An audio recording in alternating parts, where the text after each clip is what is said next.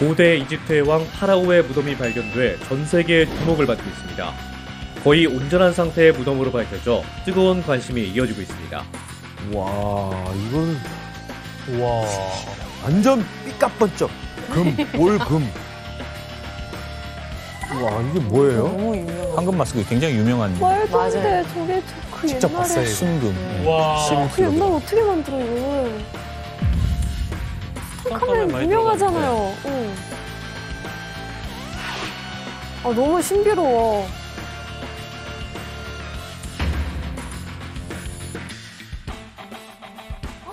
진짜 유일한 거다. 미라인가요? 저렇게 형태가 보존돼 있다는 게 난 그게 너무 너무 신기하죠.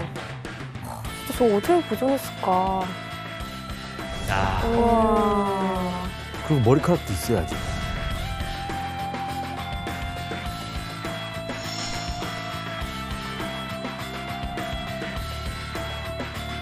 눈 뜰 것 같아.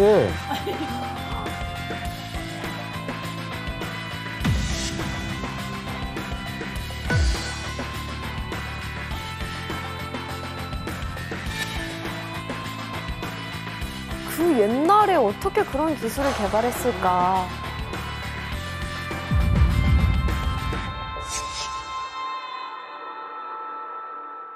와, 진짜 말도 안 돼. 대단하다. 세미 씨, 이집트 사람들은 그 이집트 문명에 대해서 어떻게 생각합니까? 고대 이집트 문명은 우리한테 되게 대단한 뭐라고 하지 자랑거리인 거죠. 왜냐하면 이집트는 처음으로 발명한 그런 발명품들이 많았는데 뭐 하나만 예를 들어 드릴게요. 그 도어락 장치 아시죠? 네. 약간 어마어마한 불을 쌓은 그런 대제국이기 때문에 보관해야 할 그런 재산이 많았잖아요. 그래서 그 도어락 장치, 그 장치는 이집트 고대 이집트에서 발명을 한 거예요. 그 열쇠를 열어서 이렇게 따는 거 말씀. 그렇죠. 자물쇠를 만들었다는 얘기예요? 그렇죠. 뭐 띠띠띠 떼레레 이건 아닐 거 아니에요. 와, 그걸 그때 만들었어요? 그거 아니라고. 비슷한 기술. 대단하네.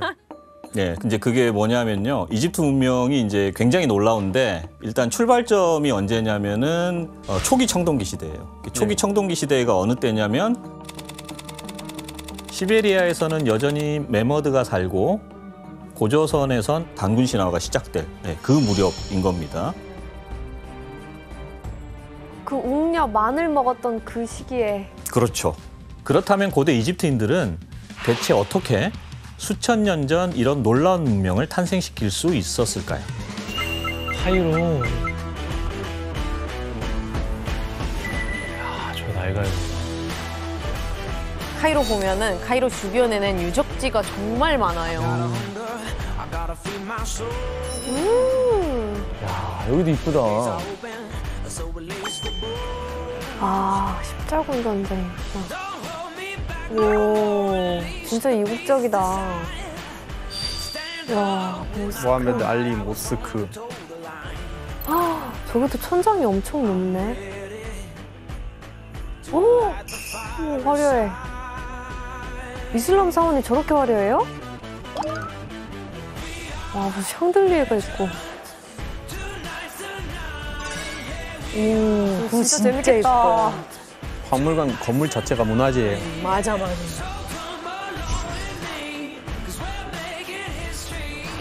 이 유지가 다 됐다는 게 신기하네. 아, 미라는 진짜 꼭 봐보고 미라를 싶어요. 그냥 저렇게 봐요? 박물관에 있는 거. 카이로 가면은 국립박물관 꼭 가봐야겠네.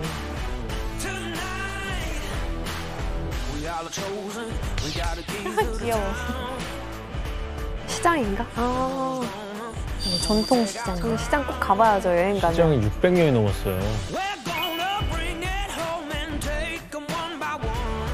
음식 궁금한데요, 음식? 비빔밥 있어요? 이거 바로 비슷한 거 비빔밥이에요. 있어요. 비슷한 거예요. 푸샤리? 볶음밥인가? 저 빨간 건 뭐예요? 토마토 소스. 토마토. 신기한 게. 신기한 게. 거의 터키 아이스크림 끓인데? 오, 푸샤리. 쿠시나리 맛있겠다.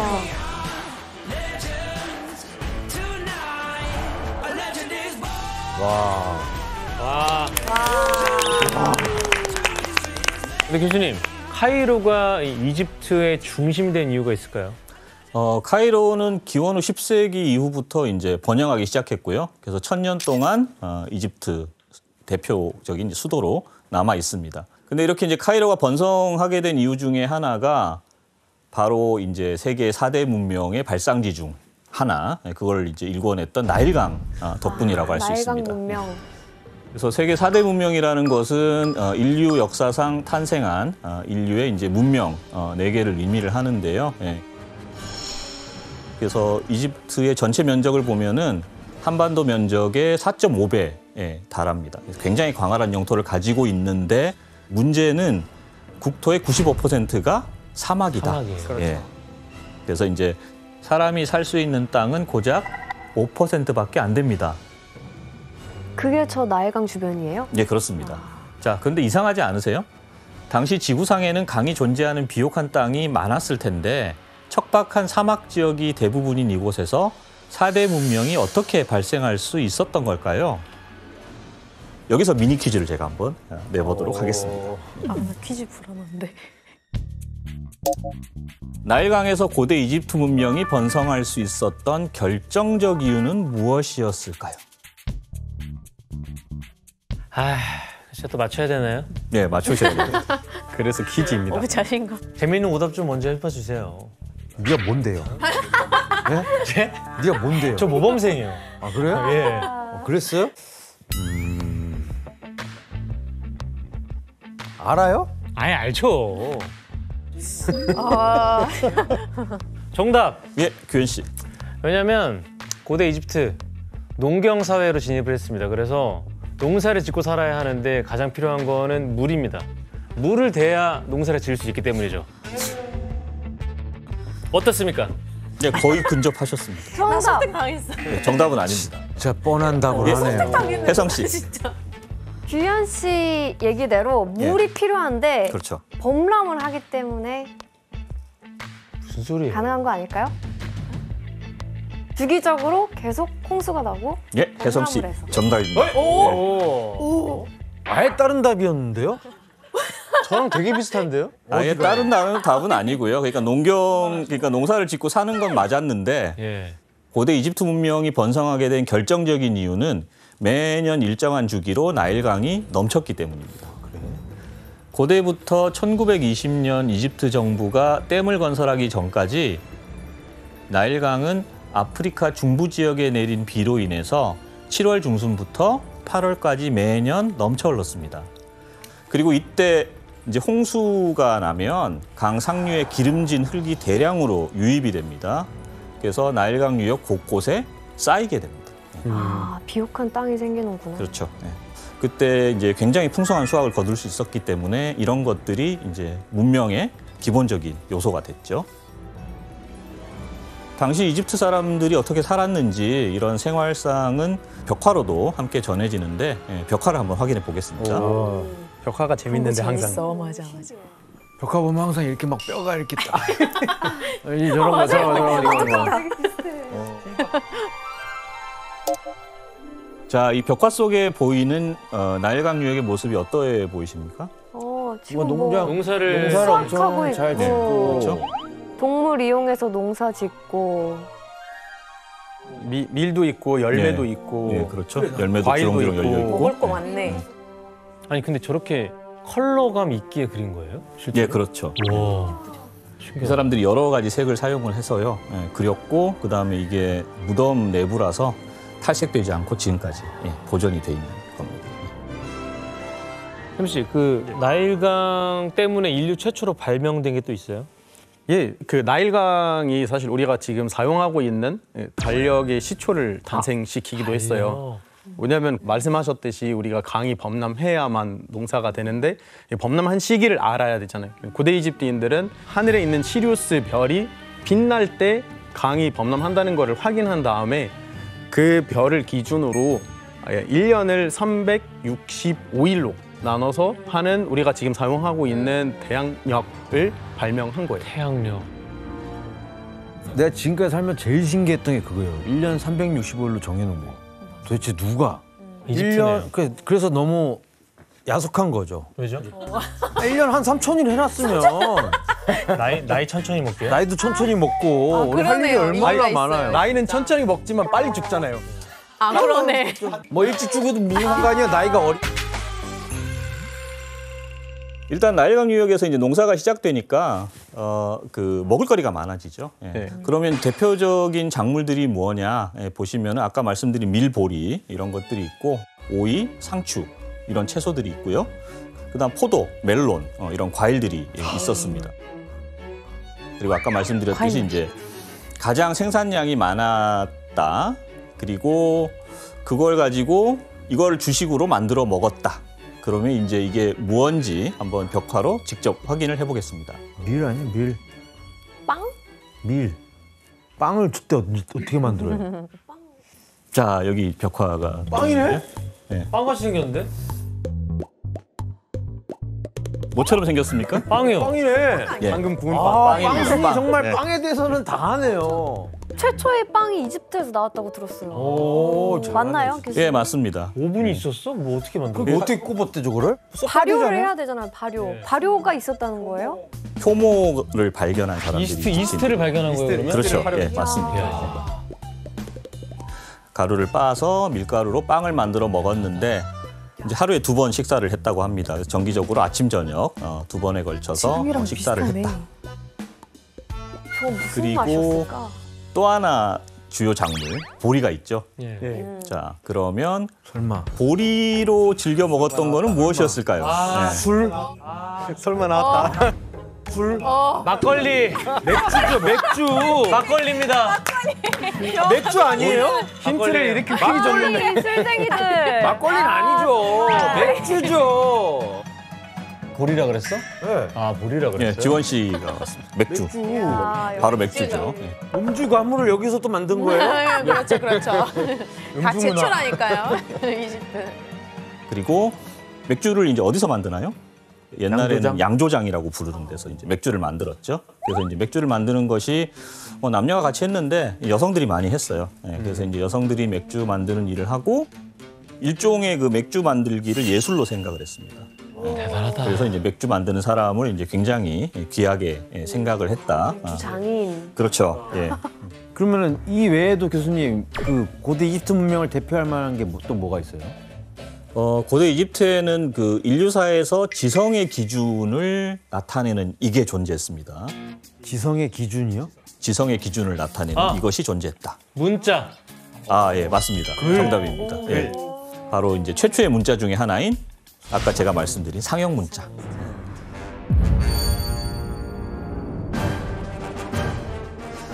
고대 이집트인들이 한 800글자 정도를 조합해서 문자 생활을 했고요. 그 다음에 이제 벽화에 무언가를 그리거나 새겨 넣을 때도 문자를 함께 그리거나 새겨 넣었습니다. 그래서 이제 고대 이집트 초창기의 한 귀족의 무덤에서 발견된 벽화 상형 문자를 여러분들하고 같이 보도록 하겠습니다. 아, 귀족 무덤이요? 여기 보시면은 이 사람이 경찰이고요. 그래서 손에 들고 있는 게 저게 이제 자기의 경찰 신분을 나타내는 막대기.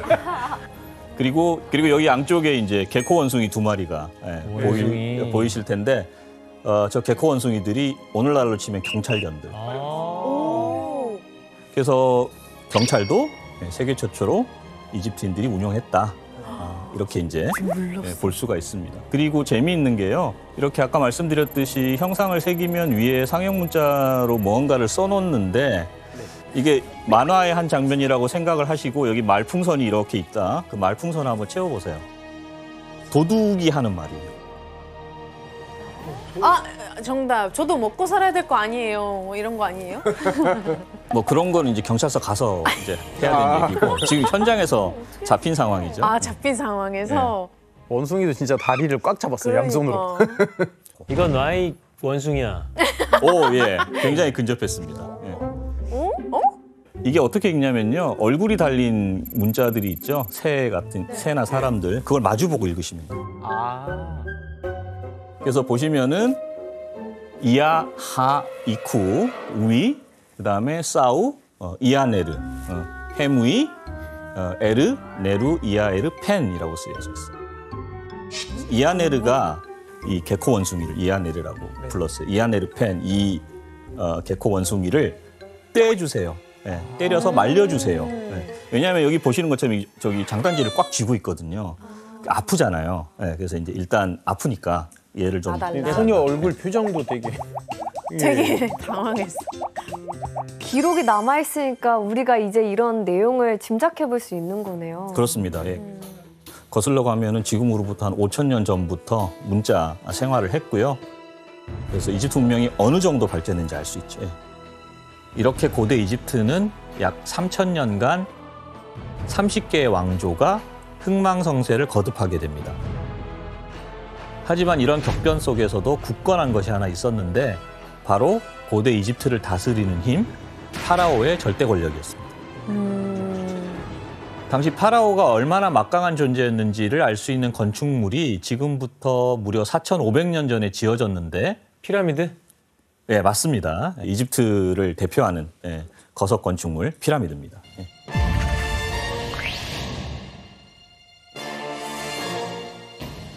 교수님, 사실 이게 기계도 없고 뭐 이런 장비도 없는 그 고대에 어떻게 피라미드를 만들었는지 정말 궁금했는데 오늘 그 비밀 파헤쳐 주시나요? 네, 그렇습니다. 그래서 이제 수천 년간 풀리지 않았던 역대급 미스터리라고 할 수 있겠죠. 자, 피라미드를 지금 영상으로 한번 만나볼까요? 네, 좋습니다. 아, 기대된다.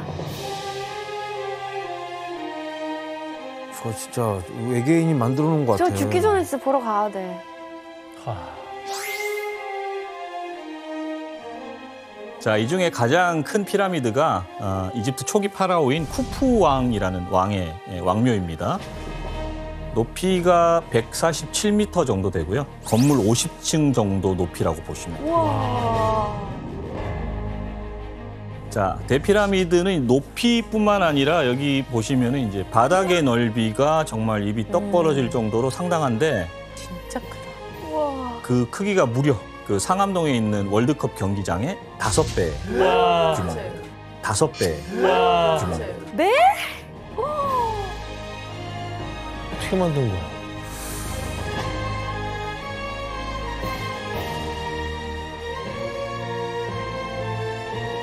저 겉에가 원래 황금으로 다 뒤덮여 있지 않았어요? 게임에서만 그런가? 저는 좀. 나 다 뜯어간 줄 알았어. 그런 것 같아요. 저는 이제 성인 되고 나서 봤는데 솔직히 가면서 이렇게 살짝 보이거든요. 근데 보이는 순간부터 도착했을 때까지 앞에 갔을 때까지 우와 이 리액션밖에 안 나와요. 이제 실제로 이렇게 보시면 수미 씨? 네, 저예요. 우와. 신났죠? 인증샷. 네. 그리고 이제 실제로 봤을 때 돌 하나가 제 키 정도 하거든요. 근데 그거를 이렇게 쌓으면서 꼭대기까지 완벽한 균형미를 가지고 있어가지고 진짜 놀라워요. 저도 봤을 때. 저도 보러 갔는데 대피라미드 쪽에 가보면요, 그 바로 저 스핑크스가 정말 압도적이에요. 맞아. 이렇게 누워 있는 건데 이 발 높이가 제 키보다 높아서 앞에 서 있으면 사람 기 죽어요. 네, 맞습니다. 대피라미드는 이제 평균 그 돌의 무게가 2.5톤에서 7톤까지 나갑니다. 하나가요? 예, 저 돌 한 블락이 하나가. 예. 7톤이면. 이걸 어떻게 날르냐고. 그래서 이런 다양한 크기의 돌을 210단까지 쌓아서 만들었는데 이때 총 동원된 돌의 개수가 230만 개 달하고 있습니다. 바로 여기에 우리가 풀어야 할 피라미드의 첫 번째 미스테리가 있어요. 고대 이집트인들은 톤 단위에 달하는 230만 개의 돌을 대체 어떻게 옮긴 걸까요? 그러니까. 일단 이집트는 돌이 풍부한 곳이었어요. 그래서 돌의 왕국이라고 부를 정도로 돌이 많았는데 그 돌들 중에서 비교적 무른 돌, 석회암이 유달리 많았습니다. 그래서 이집트인들은 돌을 부수고 반듯하게 가공하는 게 좀 수월했고요, 이집트인들한테. 그래서 이런 작업이 모두 채석장에서 이루어졌는데요. 그럼 당시 그 채석장이 어디에 위치했는지 잠깐 보도록 하겠습니다. 지도를 보시죠. 나일강 쪽에 많이 있네요. 그렇죠. 채석장들이 이렇게 강을 따라서 산지에 있는 걸 보실 수가 있습니다. 근데 나일강이 범람을 하면 대기하고 있던 돌을 배에 실어서 이 범람한 강을 따라서 이렇게 배들이 올라가게 돼 있고요. 이 배들이 이제 건설 현장인 기자 근처에 가면 여기에 이제 수로가 파 있습니다. 그래서 그 파인 수로까지 배가 가서 접안을 하고요. 그러면은 매우 짧은 거리를 사람들이 육로를 통해서 이제 건축 자재를 옮기는 이런 방식으로 석재가 운반됐습니다. 교수님 그러면 그 다음에 공사장까지는 어떻게 옮겼나요? 그때는 이제 근육의 힘을 이용했습니다. 그래서 근육? 예, 사람의 힘. 그래서 보통 15명이 한 조를 이루어서 5개 조, 그래서 75명 정도가 함께 움직였습니다. 그렇게 썰매를 제작을 해서 돌을 올린 다음에 그다음에 트랙을 만들어서 이 썰매를 움직였고요. 와. 어떻게 보면 기차의 시초네. 레일을 깐 거 아니에요 지금? 네, 그러네요. 맞아요. 자, 근데 여기서 이제 피라미드 건축이 또 한 번 미궁에 빠지게 되는데요. 이렇게 그 거대한 돌들을 어떻게 하면 무너지지 않게 쌓을 수 있었을까? 그냥 어떻게 쌓는 게 신기해 진짜. 그리고 수천 년간 유지할 수 있었던 비결은 무엇이었을까요? 그게 제일 궁금하긴 해.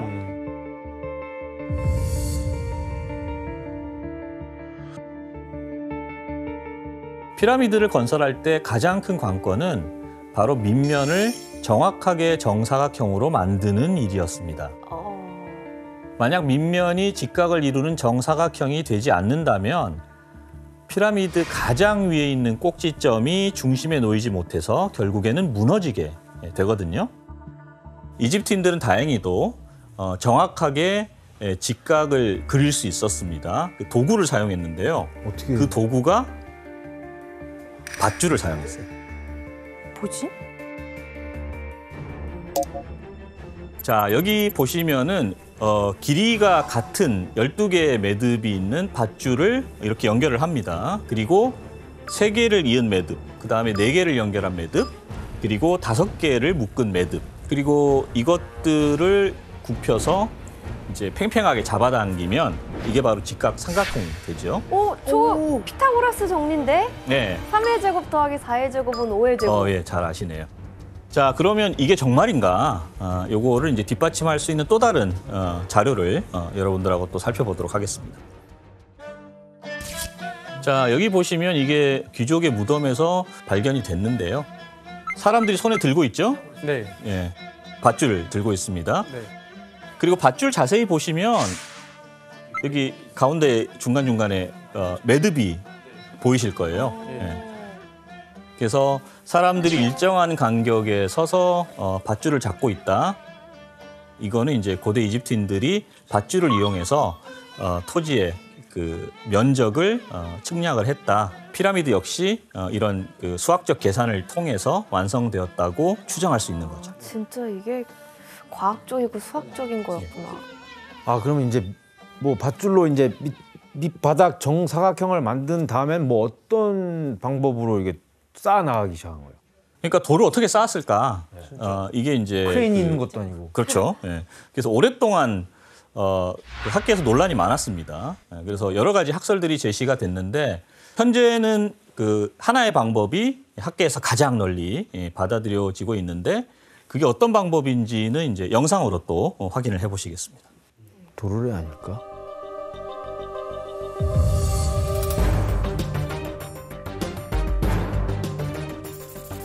먼저 바닥의 각 면을 직각으로 만든 후 돌을 쌓기 시작합니다. 그리고 벽에 돌을 나르기 위한 나선형의 경사로를 만드는 거죠.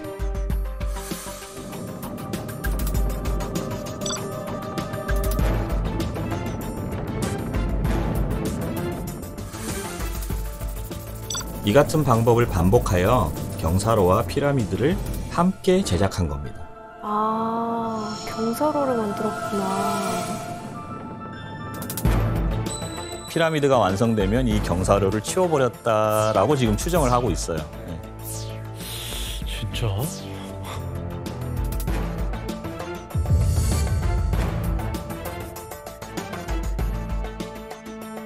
와. 아니 그러니까 들으면 그냥 수학의 천재들 같은데. 그러니까요. 길 만들면서 쌓아 나가는 거야. 와. 그런 아이디어를 생각했다는 게 너무 놀라운 것 같아요. 맞아요. 그리고 이제 이렇게 돌을 쌓아 올려서 정삼각형 모양을 만들다가 맨 꼭지점에 돌을 올려놓습니다. 피라미디언이라는 돌을 올려놓는데 피라미드 중앙에 이 그 꼭지점에 해당하는 돌을 어떻게 올려놓았을까 정확하게 그건 아직까지 미스테리로 남아 있습니다. 근데 어쨌든 이게 어마어마한 규모잖아요. 그럼 총 몇 명 추정하세요? 기자의 대피라미드 건설 같은 경우를 보면 한 1만 명 정도가 동원되었을 것이다라고 보고 있고요. 그리고 이런 인원이 이제 매년 한 20년 동안 피라미드 건축에 매달렸을 것이다라고 추정을 하고 있습니다. 근데 이제 피라미드 건축과 관련해서 이렇게 꼭 나오는 얘기들이 있어요. 이게 과정이 길고 힘들기 때문에 노예가 동원된 것이 아니냐 하는 얘기가 있는데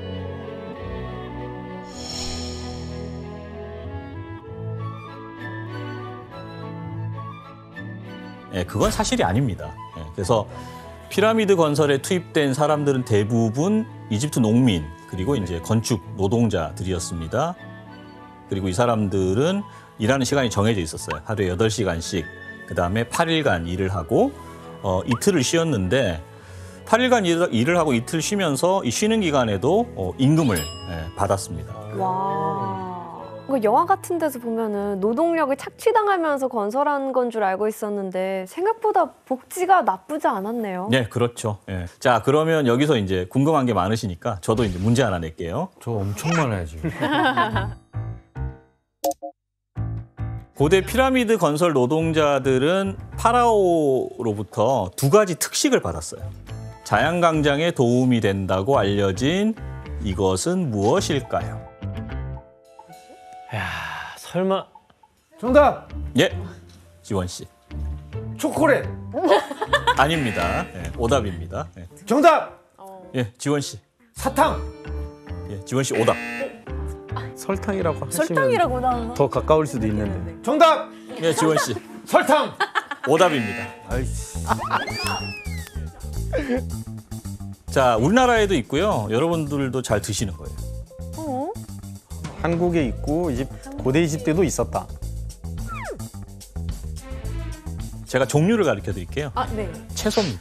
정답! 정답! 예, 혜성 씨. 자양강장 하면 이거죠. 깜짝이야. 아스파라거스. 혜성 씨 오답. 정력에 좋다고 하던데?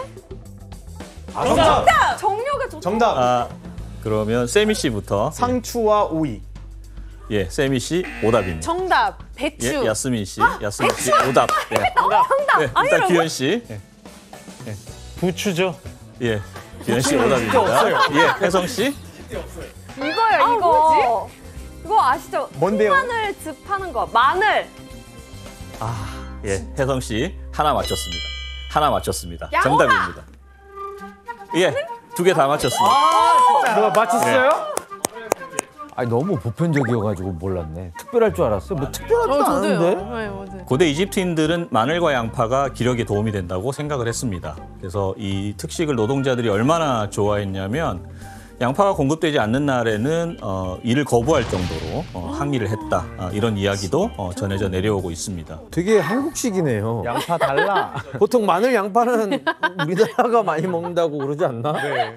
오. 야스민 씨, 근데 피라미드를 만든 게 평범한 사람이 아니었다라는 얘기 있던데요. 맞아요. 피라미드 돌 하나 무게를 봤을 때 2톤 정도 넘잖아요. 네. 그래서 그게 안 믿겨서 그런지 다른 사람들이 이렇게 돌 운반했던 게 거인 쪽이 아니냐라는 얘기도 그럴 수 있어요.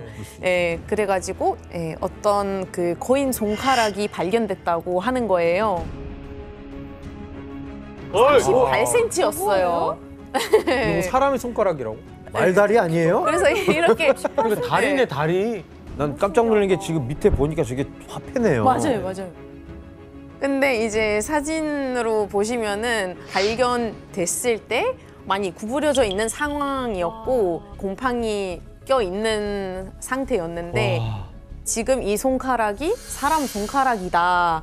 그 문서까지 내가 봤다라고 주장을 하고 있었던 거예요.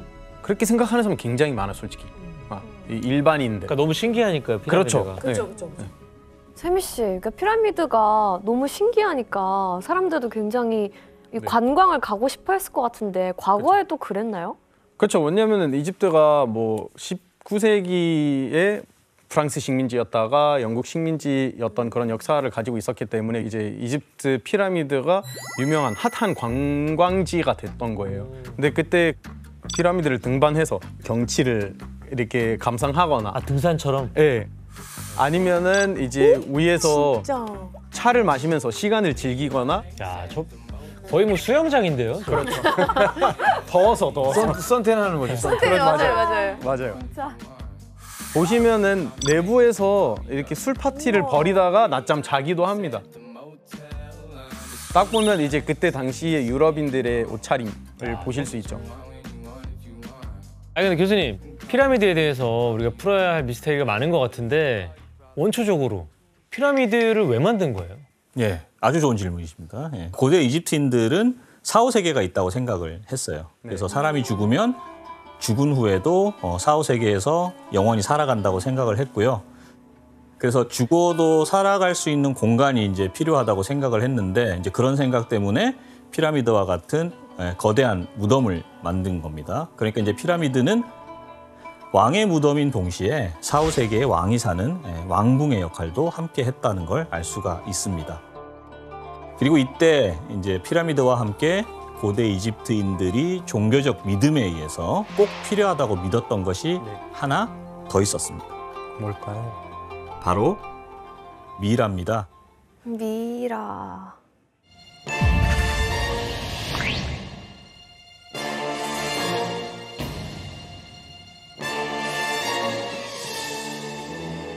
오, 미라. 오케이, 됐다. 그치. 자, 이게 현존하는 가장 오래된 미라입니다. 지금으로부터 한 5,300년경에 자연 건조된 미라입니다. 그래서 자연 건조된 미라를 보고 죽은 자가 부활할 수 있겠다, 이런 믿음을 가지게 된 거죠. 그래서 인간의 영혼이 4, 5세기에서 영생을 얻고 난 다음에 다시 돌아온다고 생각을 했는데 그때 돌아왔을 때 육체가 없으면은 이게 부활하기가 어렵겠죠. 그래서 만든 게 바로 미라였다. 영원한 삶을 추구한 거네요. 그렇죠. 그러니까 영화에 교수님 보통 보면은 미라 이렇게 붕대로 찡찡 감아놓잖아요. 예. 특별한 이유가 있는 거죠. 그 붕대는 이제 미라의 부패를 막는 방법 중에 하나라고. 붕대 하나로 그게 가능해요? 부패 막는 거예요? 하나만으로는 가능하지 않은데요. 여러 가지 과정이 있는데 그 중에 하나가 붕대로 감아서 부패를 막는 것이었습니다. 자, 이런 붕대가 얼마나 효과가 있었는지 영상으로 다시 한번 확인을 해보겠습니다. 세티 1세.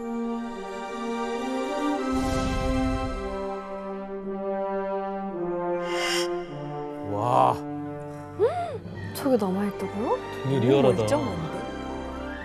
말이 안 돼. 와. 진짜로. 도대체 뭘 바른 거야? 눈 뜰 것 같아. 말할 것 같아. 지금. 저기요? 근데 좀 소름 돋아. 자, 어떠세요? 미라 보시니까? 도대체 뭘 어떻게 한 거예요? 그 방금 보신 게 이집트 후기. 그래서 이제 그 시신 방부 처리 기술이 이제 최고조였을 때 네. 거의 완벽에 가까운 미라를 만드는데 성공한 모습을 보신 겁니다. 자, 그러면은 이제 그 수천 년간 이렇게 부패하지 않는 미라를 어떻게 만들어냈는지 지금부터 그 비결을 단계별로 좀 살펴보도록 하겠습니다. 첫 번째 단계는 머리 안에 있는 뇌를 전부 제거를 하는 겁니다. 와. 그래서 이제 미라를 만드는 고대 이집트 장인들은 놀랍게도 뇌가 빨리 부패한다는 걸 알았어요. 뇌에 효소가 있어서 빨리 이제 썩는 게 문제였는데 그래서 미라를 제작할 때 가장 먼저 하는 것이 뇌를 빼내는 거였습니다. 어떻게 빼내? 그게? 오 마이 갓. 그래서 코 안에 뇌와 연결돼 있는 그 뼈가 있는데요. 그 콧구멍 속에 꼬챙이를 넣어가지고 안쪽 그 뼈를 부순 다음에 예, 뇌를 죽처럼 만들어서 이렇게 예, 긁어내는 그런 방법을 사용해서 너무 짜증난데? 뇌를 제거를 했습니다.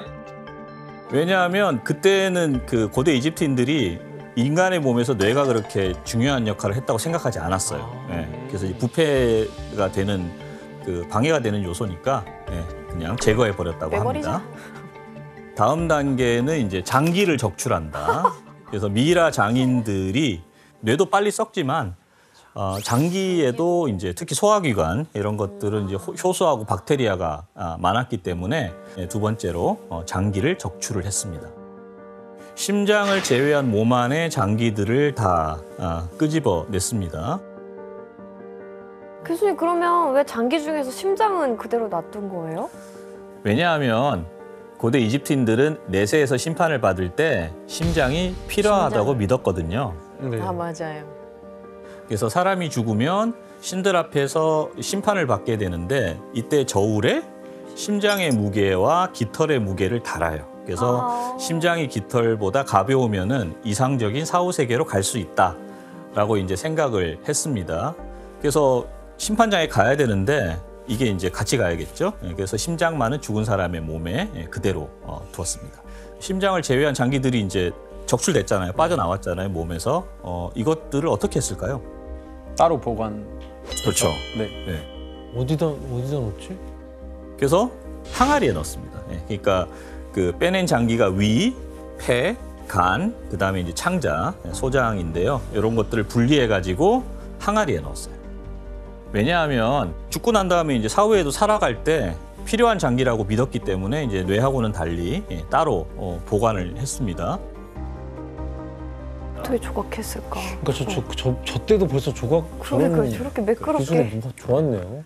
그다음에 표면과 내부를 깨끗이 씻은 다음에 텅 빈 머리에 이제 액체 상태로 만든 나무찐을 흘려 넣었습니다. 왜 우리 신발에다 모자 쌀 때 찌그러지지 말라고 뭐 넣어놓잖아요.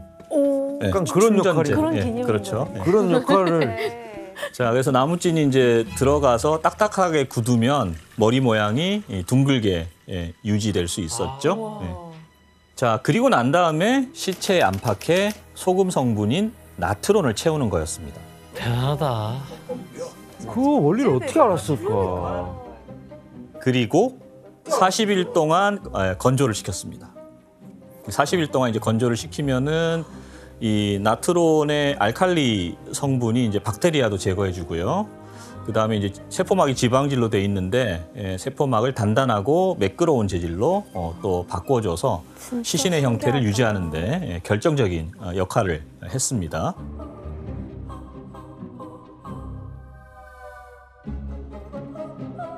몸에다가 향나무 기름이 함유된 밀랍 용액, 이걸로 이제 시신을 마사지해 줍니다. 드디어 이제 마지막 단계에 이르는데 이때 바로 붕대로 이렇게 감싸고 난 다음에 미이라를 이제 관에 넣어서 안치를 하는 거죠. 근데 이게 듣다 보니까 사람 껍데기만 남기고 다 빼버리는 거네요. 예, 그래야지 부패가 안 되니까요. 예. 자, 그리고 이제 관을 보실 텐데요. 관은 계층에 따라서 뭐 나무관을 쓰는 경우도 있고 석관을 쓰는 경우도 있고요. 그리고 파라오는 여러분 아시는 것처럼 황금관에 넣어서 안치하기도 했습니다. 자, 이렇게 미이라를 만드는 데는 한 70일 정도, 그래서 70일이 소요가 됐고요. 육체하고 영혼이 다시 만나서 영원한 삶을 이어갈 수 있다. 이 믿음 하나로 고도의 작업을 통해서 완벽하게 보존된 미이라를 고대 이집트인들이 제작을 하게 된 거죠. 자, 세미 씨, 예. 이집트 미라 중에 좀 특이한 미라도 있어요? 예, 황금 혀를 가진 미라가 있거든요. 그 미라는 원래 혀가 제거된 상태로 이렇게 방부 처리가 됐는데 그래도 사후 세계에서 말할 수 있게끔 황금 혀를 넣어서 이렇게 보관했습니다. 근데 이제 또 다른 미라가 있어요. 외치는 미라.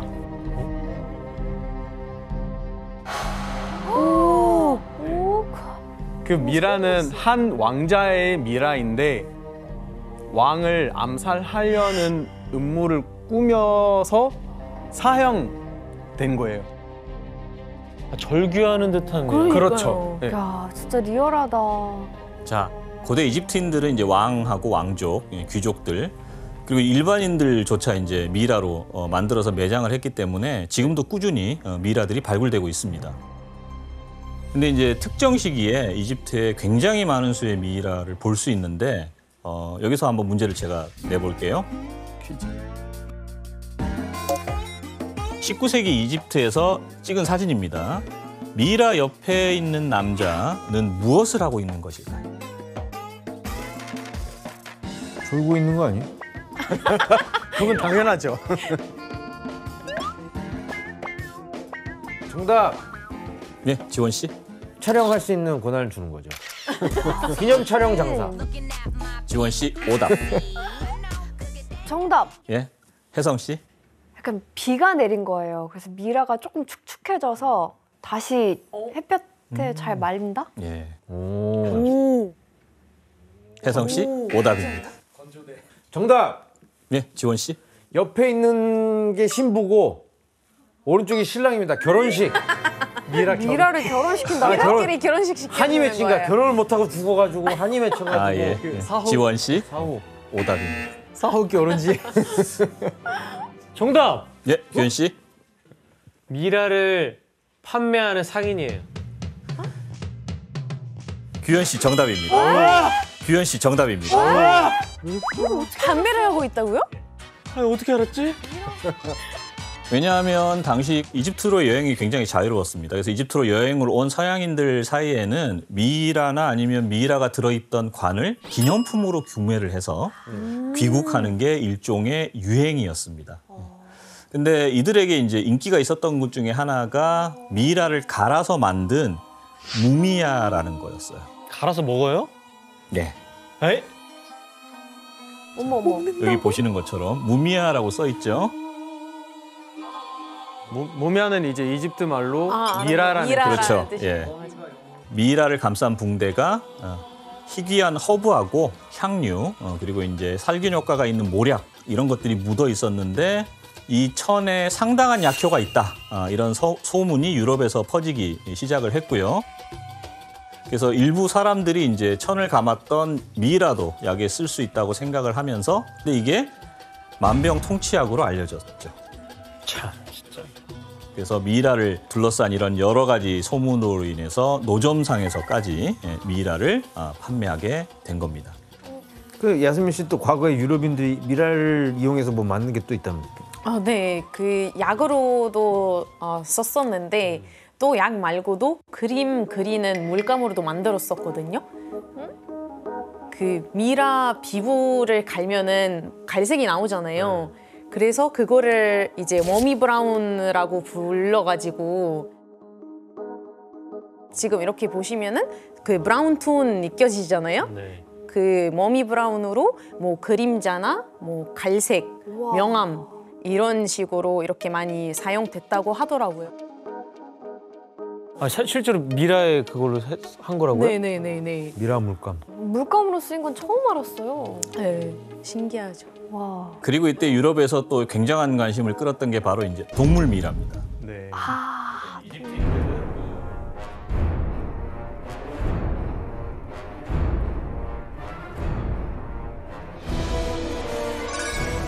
고양이, 고양이 특히 있어요. 고양이. 오, 진짜. 그래서 고양이 미라는 이제 신한테 봉헌물로 바치고요. 네. 그리고 이제 공동묘역에 매장했을 것이라고 추정을 하고 있습니다.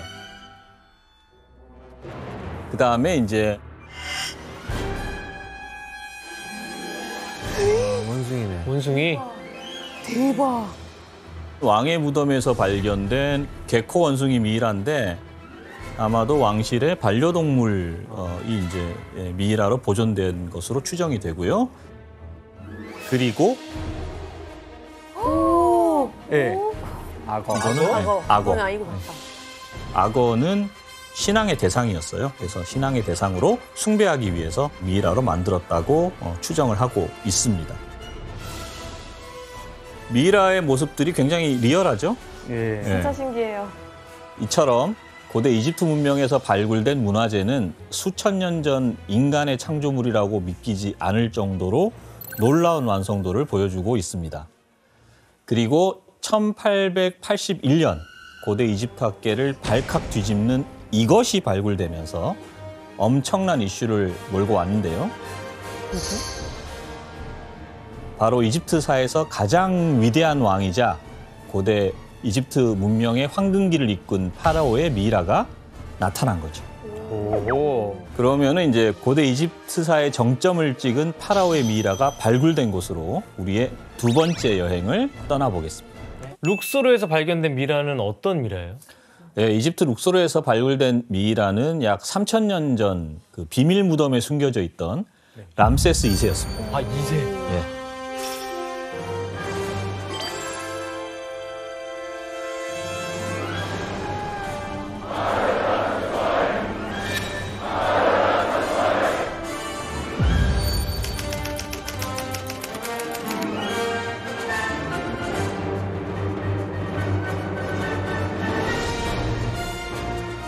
아, 이 사진 너무 유명하지. 자, 사진에서 파라오의 위험이 느껴지는 것 같지 않으십니까? 뭔가 약간 진짜 신 같은 이렇게 맞아요. 그 우아해요, 자체가 약간. 진짜 맞아요. 1881년 7월 6일 이집트 룩소르에서는 총 59의 미이라가 무더기로 발견됐습니다. 근데 이 놀랍게도 이 59의 미이라는 막강한 권력을 휘둘렀던 파라오와 왕비들 그리고 왕족들이었어요. 근데 더 놀라운 것은 59의 미이라 중 람세스 2세의 미이라가 존재했다는 사실이죠. 고대 이집트사에서 숱한 역사적 자취를 남긴 가장 위대한 파라오의 실체가 드러나는 순간이었습니다. 이야.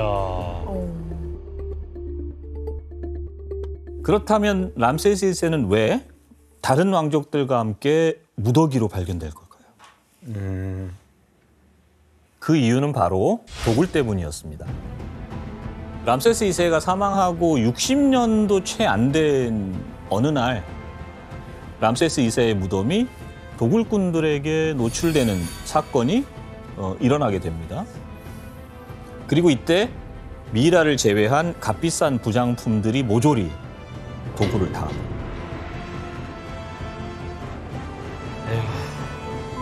그러니까 왕족의 무덤을 관리하던 신관들이 고심 끝에 파라오 2세의 미이라를 다른 왕과 왕비, 왕족들의 미이라와 함께 비밀 장소에 옮겨서 철저히 숨겨버렸어요.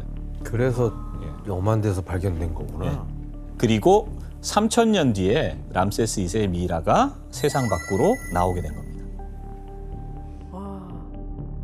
이후 고고학자들의 연구로 람세스 2세의 미이라에 대해서 굉장히 흥미로운 사실들이 발견됐습니다. 그는 빨간 머리에 키가 173cm 정도, 그리고 상당히 다부진 체격이었어요. 굉장히 큰 거였네요. 예. 그 시대에. 그 시대에 굉장히 큰 거죠. 젊은 시절의 그의 모습을 한번 여러분들하고 보겠습니다. 네. 잘생겼다. 멋있어. 반듯하신데요. 예. 이목구비가 굉장히 뚜렷해요. 람세스 2세는 많은 이집트 왕들 중에서도 굉장히 매력적인 외모의 소유자로 알려져 있습니다. 근데 사실 그 고대 이집트 최고 황금기를 이끈 람세스 2세는 정통 파라오의 혈통은 아니었습니다. 그러면 어떻게 파라오가 된 거예요? 람세스 2세가 파라오가 된 것은 운이 좋은 할아버지가 계셨던 덕분이었어요. 로또예요?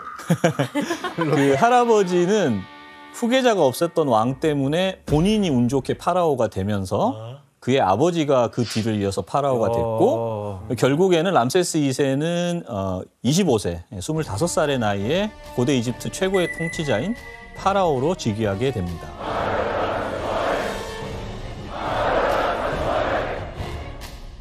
그리고 대략 한 66년 동안 이집트를 통치하는데 이건 정말 엄청 오래 굉장한 계셨네요. 네, 경우입니다. 맞아요. 장수하셨네. 네, 당시 고대 이집트인들의 평균 수명이 약 40세 정도였는데 람세스 2세는 무려 91세 정도까지 파라오 자리에 머물러 있었기 때문이죠. 배수민 씨, 람세스 2세에 대해서 좀 정확히 어떻게 알고 있어요?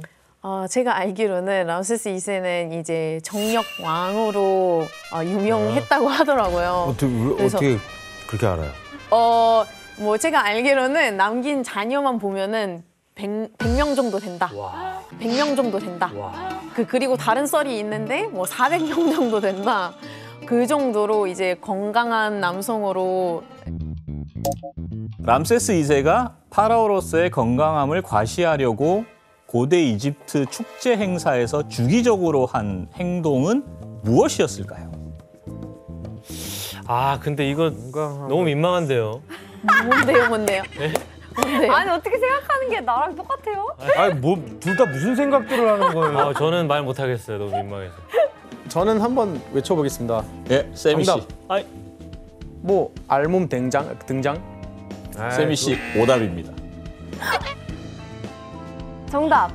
예, 혜성 씨. 아까 규현 씨가 좀 민망해서 말씀 못 하신 것 뭘 같은데 생각하는 조금 순화해서 얘기를 하자면 그 여왕에게 우리 금슬이 좋다는 거 보여주기 위해서 약간 공개적으로 조금 애정 행각 같은 거를 한다? 미쳤어요? 제정신이에요?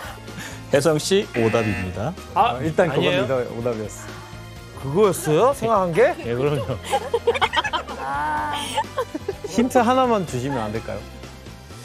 육체적으로 할 수 있는. 정답. 지원 씨. 오줌 멀리 싸기? 지원 씨 오답입니다. 스쿼트를 하는 겁니다. 예, 규현 씨 오답입니다. 정답. 예, 세미 씨. 달리기. 예, 세미 씨 정답입니다. 진짜? 달리기였어요. 이 달리기는 파라오가 건강을 계속 유지하는 한 계속됐는데 사라오의 생명력과 통치 능력을 입증하기 위해서 행해졌던 일종의 의례라고 생각하시면 되겠습니다. 그래서 그럼 람세스 2세는 고대 이집트를 어떤 식으로 발전을 시킨 거예요? 람세스 2세가 고대 이집트 문명의 황금기를 만들 수 있었던 이유는 그가 인류 최초의 평화조약을 맺었기 때문입니다. 당시 지도를 한번 같이 보겠습니다. 네. 자, 여기 지도를 보시면은 지금의 튀르키예 지역이죠. 지금의 튀르키예 지역을 점령하고 있었던 히타이트라는 제국이 있었습니다. 그리고 이 히타이트는 이 서아시아의 영토를 차지하고 있었던 철의 제국으로 알려져 있었고요. 오랜 기간 이집트와 영토 분쟁이 있었습니다. 그래서 두 제국 간의 싸움이 굉장히 오랫동안 지속이 되었고요. 그래서 고대 이집트의 선대 왕들이 전쟁의 국가 재정을 쏟아 부으면서 소모전을 계속해서 이어나가던 상황이었어요. 그런데 이제 람세스 2세는 그 변화하는 국제 정세, 이집트 내부의 손실 이런 것들을 계산을 해서 언제까지나 이런 적대적인 관계가 계속될 수는 없다고 판단을 했고요.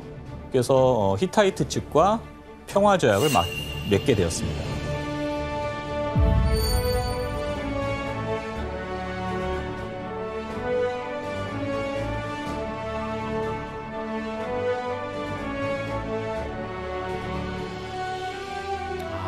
교수님 그러면 람세스 2세가 저 평화 조약을 맺은 이후로는 이집트에 평화가 찾아오나요? 예, 평화가 찾아오고요. 그래서 이제 평화가 찾아오니까 이집트인들이 히타이트 제국과 연결된 항구를 자유롭게 출입할 수 있는 그런 혜택을 얻게 됐습니다. 그래서 이집트에는 교역의 문이 활짝 열리게 되는데 이로써 그 이집트인들은 더 큰 경제적인 풍요로움을 누리게 됐습니다. 교역로를 통해서 양질의 올리브유, 포도주, 뭐 아편, 그다음에 구리, 토기 이런 것들이 거래가 됐고요. 그런 교역 덕택에 고대 이집트에 찾아온 풍요로움은 이집트 문명에 꽃을 피우게 됩니다.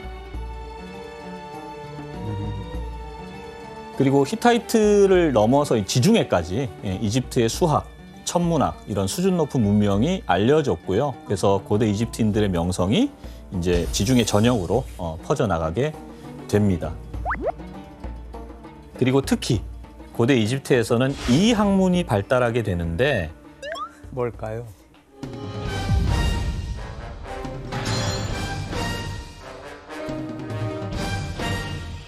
그림을 보니까 왼쪽은 환자를 치료하는 안과 의사를 묘사한 벽화의 화장하는 줄 사본이고요. 오른쪽은 외과 수술에 사용된 것으로 추정된 도구들이 그려져 있습니다. 수술 도구인데 꼬매는 건 없고 죄다 자르고 뽑는 거밖에 없어. 봉합은 안 해줬나 봐요. 아니요, 봉합을 했습니다. 예. 했어요? 봉합할 줄 예. 알아요? 실이 있었나 보네. 자, 이런 그림들은 이제 고대 이집트 의사들이 이제 각자의 전문 분야가 있었다. 요거를 이제 보여주는 증거죠. 그래서 고대 이집트의 그 역사 서술가 헤로도토스는 이집트에는 의사들이 넘쳐난다. 그리고 특히 이제 외과, 부인과 같은 전문 분야의 의사들이 존재했다. 이렇게 기록을 하고 있습니다. 그래서 이집트 여러 학문 중에서 가장 뛰어난 그 학문이 이제 의학 기술이었다. 이렇게 평가하는 사람들도 많고요. 특히 동시대 외국으로부터 높은 평가를 받았던 게 부인과였어요. 산부인과요? 예. 산부인과. 네, 산부인과였습니다. 그래서 람세스 2세하고 평화협정을 맺었던 히타이트의 왕이 자기의 누이의 그 불임을 치유해 줄 수 있는 의사를 보내달라고 요청한 기록이 있는데요. 불임을 치료할 수 있었다고요? 여러 가지 궁금한 게 많으신 것 같은데 여기서 제가 문제를 드리겠습니다. 네. 고대 이집트에서는 밀과 보리에 소변을 누워서 이것을 체크했는데요. 이것은 무엇일까요? 정답! 네, 지원 씨. 거품량. 거품량. 지원 씨 오답입니다. 아니요. 거품이 많으면 당뇨병 의심이 되거든요. 부인과와 관련된 문제입니다. 정답. 네, 혜성 씨. 저 때 이미 테스터기가 있었던 거예요. 무슨 테스트? 임신 테스트기. 그럴 것 같아요. 혜성 씨 정답입니다. 와! 와 이거 진짜 신기하다. 어떻게 이게 가능하죠? 설명을 드릴게요. 밀 씨와 보리 씨의 이제 각각 소변을 보게 하는 거죠. 그래서 밀에서 싹이 나면은 딸을 임신했다는 뜻이고 아 갑자기 이상한 보리에 단어 싹이 쓰시는데? 나면은 아들을 임신했다는 뜻으로 받아들였고요. 굉장히 미신적인데. 갑자기 그다음에 신빙성이 확 둘 다 떨어지는데요? 싹이 나지 않으면 임신을 하지 않았다고 생각을 했습니다. 아니 근데 저는 되게 과학적이라고 생각하다가 그러니까요. 갑자기 좀 떨어지는데요, 뭔가 이게. 근데 이런 그 고대 이집트의 임신 테스트 방법을 증명한 사람들이 있어요. 1963년에 미국의 국립보건원에서 파피루스에 기록된 그 고대 이집트인들의 밀과 보리 테스트가 얼마나 정확한지 검증을 하기로 합니다. 에이 그게 뭐 무슨 검증이 되겠어요? 그리고 이 실험의 결과는 놀랍게도 임신한 여성이 밀과 보리 씨의 소변을 보자 70%의 확률로 싹이 났어요. 네? 싹이 났어요. 네? 진짜요? 말도 안 돼. 미국 국립보건원은요, 여성들이 임신을 했을 때 증폭되는 그 에스트로겐 호르몬이 종자의 형성을 촉진하기 때문이라고 어머. 설명을 와 했어요. 진짜 신기하다. 근데 그 아들 딸은 아니죠? 네, 근데 이제 성별 판별은 이제 근거 부족으로 결론이 났습니다. 와 그래도 신기하다 정말. 심지어 이집트에서 발굴된 한 의료기구를 보시면요. 고대 이집트인들의 높은 수준의 의료 지원을 실감하실 수 있는데 예, 먼저 사진을 보겠습니다. 이게 뭐야? 뭐지 저게? 뭐지? 이건 발인데? 발등에다가 뭘 한 건데? 오호대 같은데. 뭐지? 인공 발가락. 그렇죠. 예, 마치 사람의 발 모양인 이것은 엄지발가락을 나무로 만든 의족입니다. 에? 발에 잘 부착시키려고 가죽 덮개를 이제 이용하는 모습까지 볼 수가 있죠. 와, 그래서 발이구나. 엄지발가락만 안 써왔구나. 예, 그래서 이제 이 보형물이죠. 예, 보형물의 발굴은 노동자들이 높은 수준의 의료 지원을 받았다는 것을 의미하죠. 진짜 말도 안 양수민 씨 된다. 고대 이집트 신기한 의학 기술들이 있네요. 네, 나름. 맞아요. 더 있나요? 네, 또 있어요. 그거 말고도 인류 최초로 비임약을 만들었었대요. 고대 이집트 때. 그 어떻게 만들었냐면 그 악어의 배설물하고 아카시아 잎하고 꿀을 사용해서 이렇게 비임약을 만들었는데 그 여성 체내에 놓으면은 이제 임신 예방을 할 수 있는 방법이 된 거죠. 왜냐면은 이제 그때 당시에 자식을 많이 낳으면은 돈 많이 들기도 하고 힘들잖아요. 그래서 그런 용도로 이렇게 만들었다고 했어요. 근데 또 이집트 그 고대 이집트인들이 이혼도 되게 많이 했었대요. 이제 합의 이혼하게 되면은 뭐 재산 분할도 그렇고 뭐 남편이 자녀들에게 양육비도 줬어야 했고 뭐 생활비라든지 아니면 위자료까지 그런 식으로 처리했다고 하더라고요. 법이 있었어요? 그리고 절차를 뭐 보면은 재판하는 그런 법정이 있나? 사회적으로도 많이 발전한 거 같아요. 네.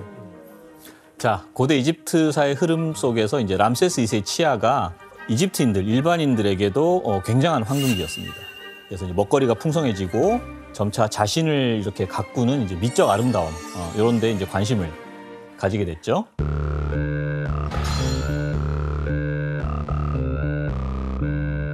몸을 씻을 때는 소금으로 각질을 제거하고 그다음에 얼굴에 우유하고 꿀이 함유된 마스크팩을 썼어요.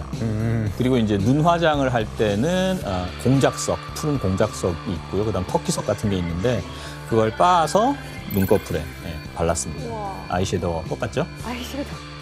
그리고 붉은 염료를 이용해서 머리카락을 염색을 하고 손톱이나 발톱을 물들이기도 했습니다. 대박이다. 매니큐어, 페디큐어. 아니 여성들은 뭐 고대 이집트 때부터 미용에 대한 관심이 있었던 것 같은데 혹시 남성들도 치장을 한 게 있나요? 네, 남성들도 멋부리기를 좋아했고요. 그래서 이제 남성들이 종종 사용한 거, 이것도 이제 세계 최초로 만들어진 것 중에 하나인데 바로 가발. 아, 그 영화에서 나오는 들어봤어요. 그 칼 단발. 맞아요. 당시 많은 이집트인들이 이제 날씨가 덥기 때문에 머리를 미는 경우가 많았어요. 그래서 이제 머리를 밀었는데 공식 행사에 이제 참석을 하거나 그런데 이제 자기 아름다운 모습을 보여주기 위해서 이런 가발들을 사용했습니다. 가발은 남성도 착용을 했고 여성도 착용을 했고요.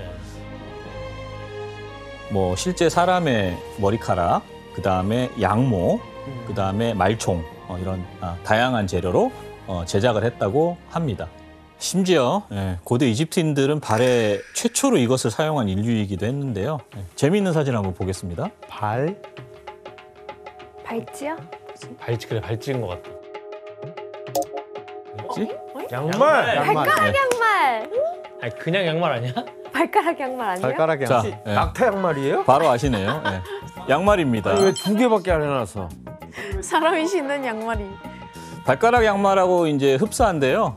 줄무늬 패턴이 있어서 이제 귀여워. 예쁘다. 화려한 양말이죠. 우와, 저렇게 알록달록한 예쁜 양말을. 그래서 빨간색은 식물의 뿌리, 그 파란색은 대나무잎, 그 다음에 이제 노란색은 용접꽃이라는 이제 꽃을 사용을 했습니다. 그래서 이제 이런 양말이 고대 이집트인들의 그 생활용품 중에 하나였고요. 굉장히 놀라운 발견이기도 했어요. 자, 고대 이집트인들에게 평화의 시대를 열어준 람세스 2세는 고대 이집트 문명의 황금기를 증명하기 위해서 거대한 건축물을 세우게 됩니다.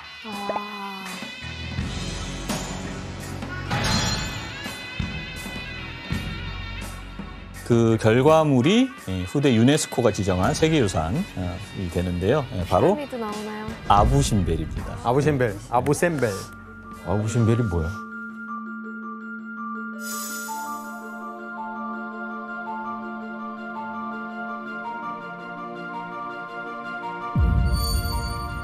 아부신벨 신전은 이집트 역사상 그 파라오 개인이 지은 신전 중에는 가장 거대한 신전 중에 하나입니다. 크기가 어마어마해요. 바위산을 깎아서 만든 이 건축물이 입구에서부터 20m 높이의 람세스 2세 좌상 4개가 이제 버티고 있습니다. 람세스 2세는 자기를 신처럼 생각을 했습니다. 아, 신격화했구나. 그래서 람세스 2세는 아부신벨 신전을 건축하게 되었는데요.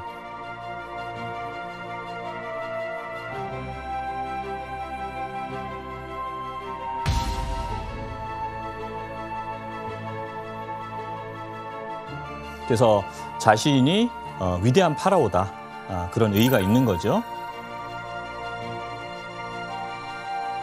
단순하게 크게만 지은 신전이 아닙니다. 바로 피라미드와 함께 고대 이집트의 미스테리로 불리는 건축물이죠. 뭐야 또? 뭐야?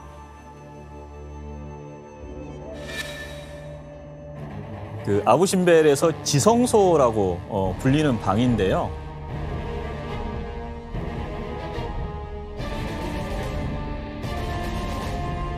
지성소에는 1년에 2번 신들의 왕 아몬과 태양신의 라, 그리고 람세스 2세의 석상에 약 20분간 태양빛이 들어오는 신비한 현상이 일어납니다. 우와, 완전 스포트라이트네.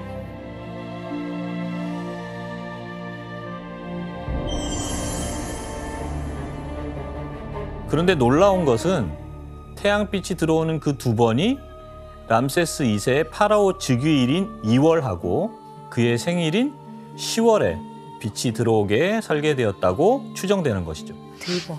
와. 이미 자리를 봐놓고 걷다 한 거네. 근데 그거를 다 수학적으로 계산을 해서 바위를 깎아서 했을 설계를 때는. 했다는 거예요? 네. 아부신벨이 지어질 때 람세스 2세가 이런 현상을 계산하지 않았을까라고 이제 추정을 하는데 네. 보시면 신들과 동등한 위치에 앉아 있어요. 예. 저거는 내가 곧 신이다. 본격이다, 이런 것을 신이다. 드러내기 위한 그런 장치였습니다. 근데 또 한 가지 놀라운 사실이 있습니다. 여기 보시면 가장 왼쪽에 있는 신, 이 신한테는 태양빛이 들어오지 않아요. 그러게요. 그러니까 네, 안 보여요.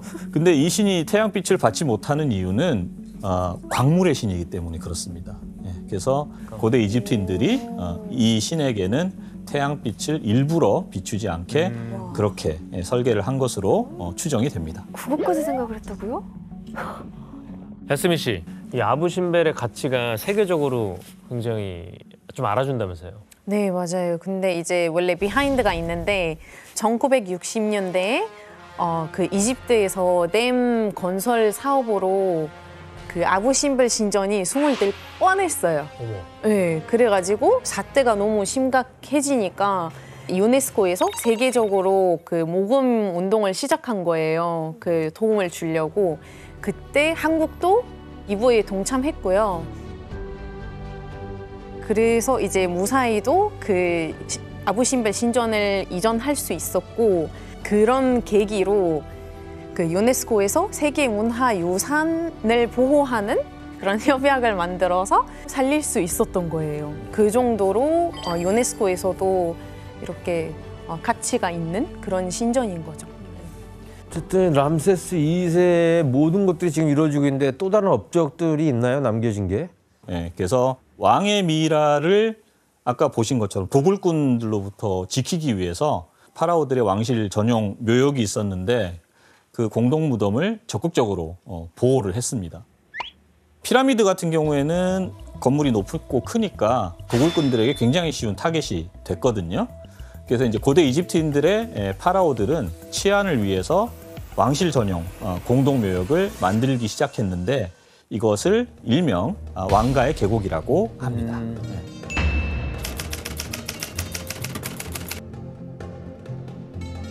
거대한 산 암벽에 굴을 뚫어서 죽은 왕과 왕비 그리고 왕족들이 편히 머물 수 있는 공간을 증축해 나간 건데요. 이때 어떤 파라보다 전폭적으로 왕묘를 만드는 장인들을 지원한 인물이 바로 람세스 2세였습니다. 왕가의 계곡은 규모만큼이나 투입되는 인원도 엄청났을 것으로 추정이 됩니다. 설마 이게 평평한 땅을 이렇게 깎았다는 얘기는 아니죠? 예, 이건 계곡인데요. 저 계곡 아래에 이제 그 분묘들이 있어요. 그래서 그 도시 한편에 이런 무덤을 건설하는 장인들이 모여서 살았습니다. 자, 그렇다면 람세스 2세는 이런 무덤을 만드는 사람들에게 어떤 후원을 했을까요? 양파하고 마늘 주면서 그동안 고마웠네. 이 사람들은 일종의 국가공무원이었어요. 예, 그래서 무덤을 만드는 그런 예술가들에게 뭐 물을 길어주는 하인, 뭐 개인 시종 이런 사람들을 지원을 했고요. 그 다음에 뭐 곡물, 기름, 생선, 채소, 그 다음에 이제 고기, 왕족이 먹는 고기, 포도주 이런 것까지 특별 배급을 해주었습니다. 진짜 딱 일에만 집중할 수 있게 해준 거네요. 그렇습니다. 예. 그래서 무덤 일에 종사한 예술가들 그리고 노동자들을 이제 굉장히 평등하고 인간적으로 대우를 했다는 걸 우리가 알 수 있죠. 그림을 통해 확인해 볼까요? 이것은 왕의 무덤을 건축하던 노동자들의 근무 일지입니다. 이모탭은 과음으로 휴가를 냈고 네페렙은 친척의 미라를 만드느라 휴가를 냈습니다. 그렇다면 세바는 어떤 이유로 출근을 못했을까요? 이제 문제가 개인사까지 알아야 되는 거예요? 고대 이집트 개인사까지 알아야 되는 거예요, 이제? 세바의 개인사. 일반인의 삶을 이렇게 추정해 본다 이렇게 이제 보시면. 출근 못한 이유? 이건 뭔가 근데 기상천외한 일단 이유일 저 것 같아. 중에 저랑 비슷한 휴가를 낼 분은 이호탭 씨예요. 한국에선 잘 안 일어나는 일이죠. 정답! 예. 지원 씨? 낙타를 놓쳤어요. 지원 씨 오답입니다. 뭐 그런 거 아니야? 당시엔 낙타가 없었어요. 정답. 없었어요? 예. 세미 씨? 전갈에 물려서. 전갈에 물려서. 세미 씨 정답입니다. 와 이걸 어떻게 맞춰? 대박이다. 오, 예, 정답입니다. 예. 저희는 10시간을 주는 못 맞췄을 거예요. 맞아. 아니 근데 이 숙취 때문에 결근을 했다는 거는 그걸 그 봐주나? 노동자들의 그 근무 조건이 생각보다 너무 좋았다는 거네요. 네, 뭐 그렇게 나쁘진 않았죠. 고대 이집트인들이 인간적으로 정당한 대우를 받으면서 자유로운 분위기 속에서 이 사람들이 노동을 했다는 걸 이제 알 수가 있죠. 너무 좋다. 선생님 근데 이게 지금 왕가의 뭐 무덤의 뭐 계곡이라고 하셨는데 네. 사진만으로 봤을 때는 무덤이 뭐 어디 있는지를 모르겠거든요. 여기 보시면 입구가 이런 부분들이 입구예요. 그게 다 입구예요? 그럼 저길 다 뚫어서 저 안을 공간을 만들어놨다는 얘기예요? 그렇죠. 어떻게 뚫어? 대단. 아니 포크레인도 없을 텐데 뭘로 뚫었지? 뭘로 뚫어? 람세스 2세가 파라오로 즉위한 다음에 자신의 무덤도 이렇게 만들었겠죠. 예, 그래서 이제 무덤 내부의 모습을 한번 보도록 하겠습니다. 좋아요.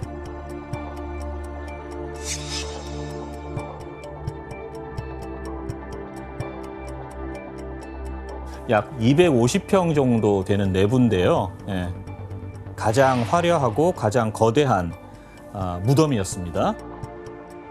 경사로의 벽면에는 여러 신들의 벽화, 그리고 이제 기둥들로 이루어진 다주실에는 신들의 조각상 이런 것들이 있었던 것으로 추정이 되고요. 매장실에 람세스 2세의 미라 그리고 이제 석관이 놓였던 장소입니다.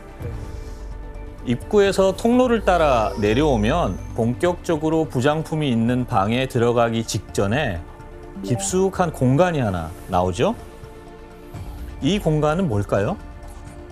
보통 영화에서 보면 저런 데 다 함정이 있거든요. 트랩이. 부비 트랩 같은 거 엄청 걸려 있거든요. 들어가면 못 나가는. 네. 이곳은 바로 람세스 2세 무덤에서 발견된 함정입니다. 그래서 만약에 도굴꾼들이 깜깜한 통로를 따라서 이제 내려오면은 몸이 아래로 갑자기 푹 빠지는 이런 그 함정 공간을 만든 거죠. 와. 이 공간에 대해서는 뭐 다른 의견들이 많은데요. 그 중에 하나가 가끔씩 이제 폭우 같은 게 내려서 물이 들어오면요, 그 물을 가두고 이제 빼는 그런 공간이었다라고 추정하는 학자들도 있습니다. 하지만 람세스 2세가 사망한 이후에 왕가의 계곡에 있는 파라오들의 무덤은 온전한 무덤을 찾기가 힘들어졌습니다.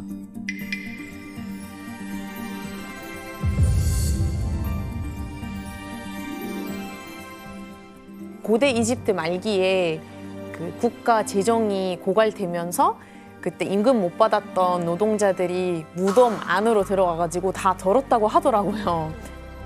근데 신기한 게 파라오뿐만 아니라 뭐 왕족, 귀족, 뭐 병민들까지 가리지 않고 다 이렇게 했다고 하더라고요. 네, 안타깝죠. 또 어차피 이집트는 1800년부터 이렇게 프랑스와 영국 식민지였기 때문에 이렇게 외국인들이 왔잖아요. 근데 갈 때는 항상 빈손으로 안 가고 뭔가 문화재 하나 둘씩 이렇게 가져가서 결국은 이렇게 나간 게 굉장히 많거든요. 그래서 특히 영국 박물관에 가보면은 진짜 이집트 관 하나 따로 있어요.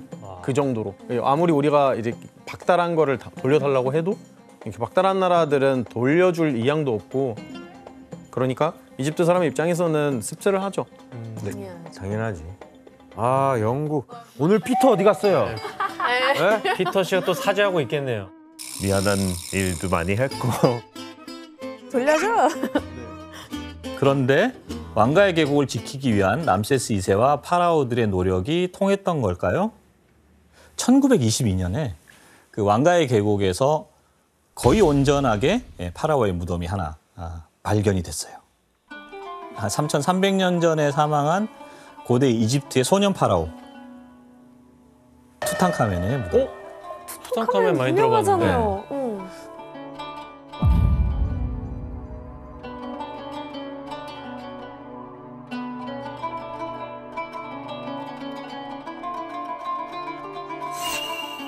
와. 와 이게 뭐예요? 황금 마스크 굉장히 유명한 말도 안 돼. 저게 그 직접 옛날에 봤어요. 순금 와. 11kg. 그 옛날 어떻게 만들어 이걸? 완전 삐까번쩍 올금. 대단하다 진짜 이거.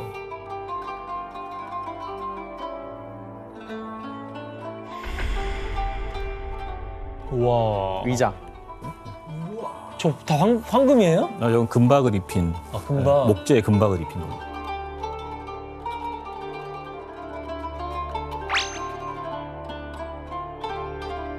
아 저 디테일 봐. 오.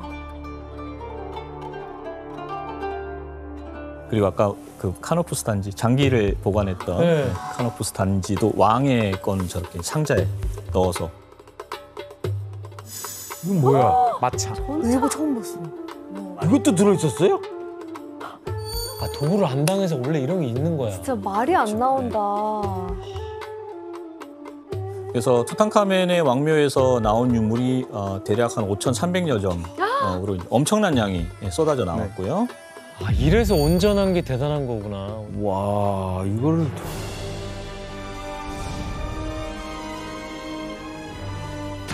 투탕카멘의 그 무덤과 보물이 발견되고 이제 80년 뒤에 그의 미이라가 공개가 됐는데요. 와. 진짜 소름이다.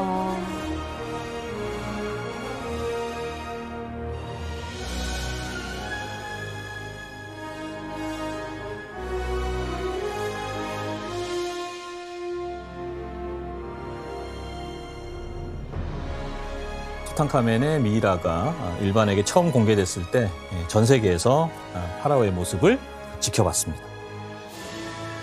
와 진짜 이집트 위대한 나라였네요 정말. 맞아요. 아니 너무 도구라고 쉽게 만드네요. 우리가 잘못했어요. 애초에 잘못했어요. 유발을 하네. 아 일단 보고 있는데 나도 좀 땡긴다. 견물 생심이라고. 나도 며칠 고생해서 파갈 수 있다면 파하겠어. 게다가 투탕카멘은 그 재위한 지 9년밖에 이집트를 안 다스렸습니다. 그러니까 역사적으로 그렇게 중요한 인물도 아니에요. 아 람세스 2세가 얼마나 대단했어. 66년 동안 얼마나 그럼에도 불구하고 게다가 무덤도 굉장히 작습니다. 예. 그럼에도 불구하고 이렇게 많은 유물들이 나왔다는 걸 보면은 파라오들이 얼마나 엄청난 대우를 받으면서 매장이 되었을까, 그리고 다른 파라오의 무덤은 얼마나 장엄하고 화려했을까, 이런 것들을 이제 상상해 볼 수 있습니다. 아니면 돌군들이 마지막으로 여기 해야지 하고 여기다 보관해놨다가 죽은 거 아닐까요? 모든 파라오의 그 보물을요? 보물 저기다가 잠깐 넣어놨다가 이제 이거 다 털고 이거 마지막으로 가져가야지 하다가 갑자기 정갈이 막 물어가지고 아, 교수님 근데 투탕카멘 하면 그 무덤을 발굴한 발굴단들이 좀 모두 죽었다라는 그 파라오의 저주, 그게 좀 유명하지 않나요? 여기서 나온 거야? 들어봤어. 네.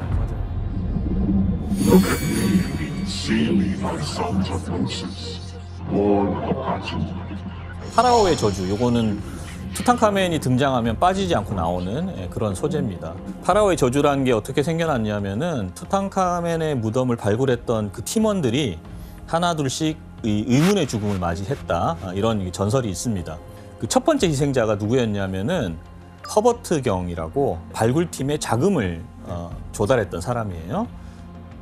그가 이제 모기에 물린 곳을 면도를 하다가 그 상처가 덧나서 이게 폐혈증으로까지 발전을 해서 사망을 하게 돼요. 그럴 수가 있나?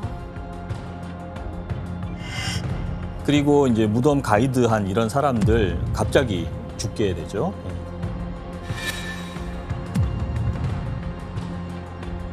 그래서 이제 훗날에 돌연사한 희생자 수가 한 21명 정도 됐다. 많다.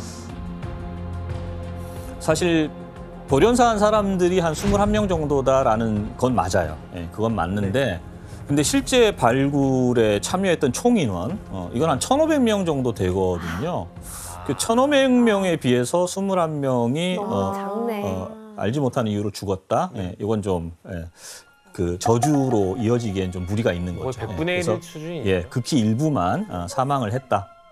그리고 이제 발굴을 지휘했던 하워드 카터는 투탕카멘 발굴 전까지는 뭐 그렇게 알려지지 않은 평범한 고고학자였는데 발굴 이후에 이제 커다란 명성을 누리게 됐죠.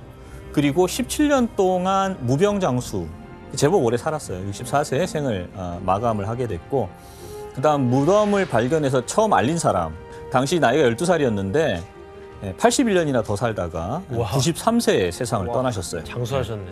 예, 그래서 이제 생전에 인터뷰에서 무덤을 발굴함으로써 경제적 부족함이 없이 잘 살았는데 저주는 무슨 소리냐 이렇게 비웃었다고 합니다.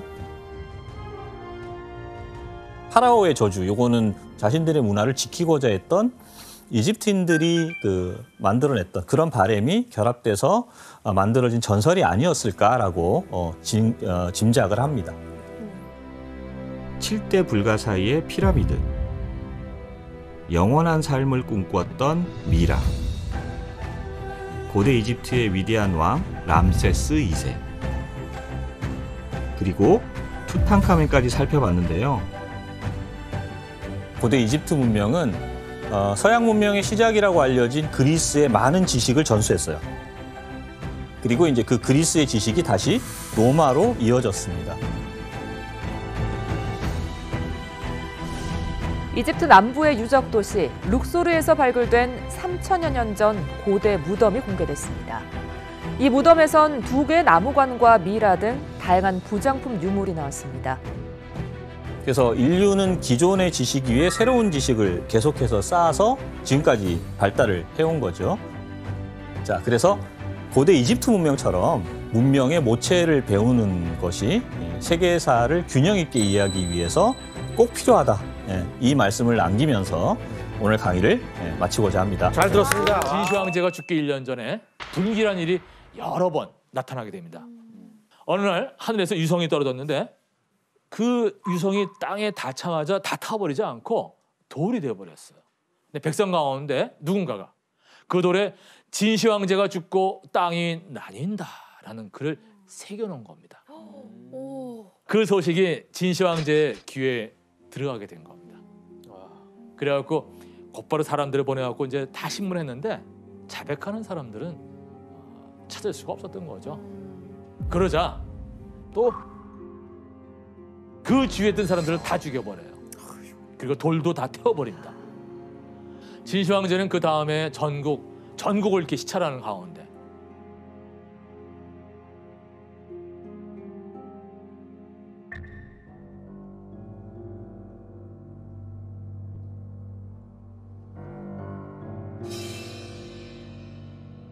시찰하다가 급격하게 쇠약해져서 위독해집니다.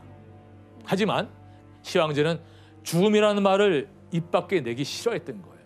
그래서 신하들은 감히 그 죽는 문제를 갖다가 황제한테 못했던 거죠. 시황제는 병이 갈수록 심해져 갔는데 자기의 후사가 좀 두려웠겠죠. 자기는 이제 깨달은 거야. 아, 이제 나도 그때가 됐나? 그래서 그 아들을 불러들이라고 했어요. 그런데 그걸 붙이기 전에, 답장이 오기도 전에 숨을 거둬버려요.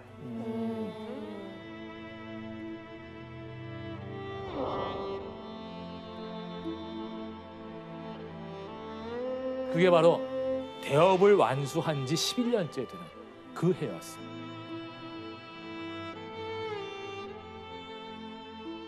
진시황이 사망의 원인에 대해서도 여러 가지 설이 있어요.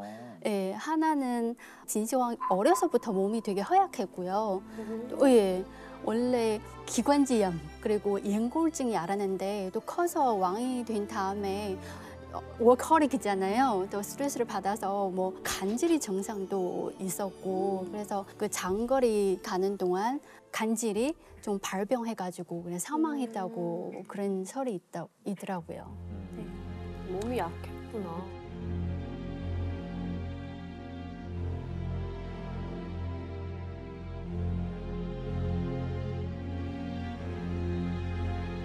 신하들은 진시황제가 외지에서 죽은 것이 알려지게 되면은 또 다른 어떤 변란이 일어날까 두려워서 죽었다는 사실을 비밀에 붙이고 수도로 돌아가는 거예요.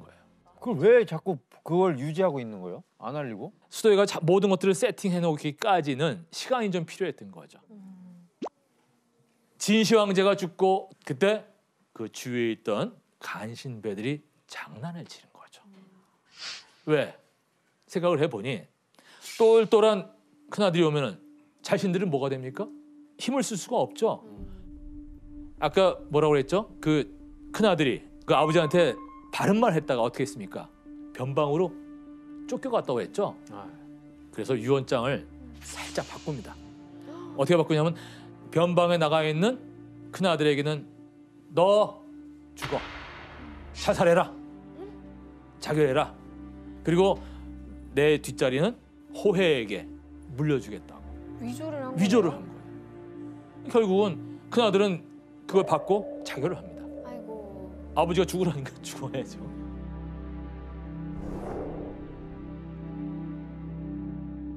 근데 문제가 생기죠. 사람이 죽었습니다. 그러면은 숨길 수 없는 게 있죠. 시신이. 자, 여기서 하나 문제를 제가 내겠습니다. 신하들은 진시황제의 죽음을 숨기기 위해서 시신을 가마에 둔 채 수도로 돌아오게 됩니다. 이때 부패한 시체의 냄새를 감추기 위해서 어떤 특별한 조치를 취하는데, 자, 어떤 조치를 취했던 걸까요? 정답. 네. 이 장면은 드라마에서 나오는데요. 드라마에서 나오는데요. 아니 오늘 조리 형님은 드라마로 모든 역할을 하셨어요. 그 드라마 몇 편이에요? 되게 장편이. 되게 장편이에요. 한 70, 80 정도? 70, 네, 80편. 그 어떻게 나오나요, 드라마에?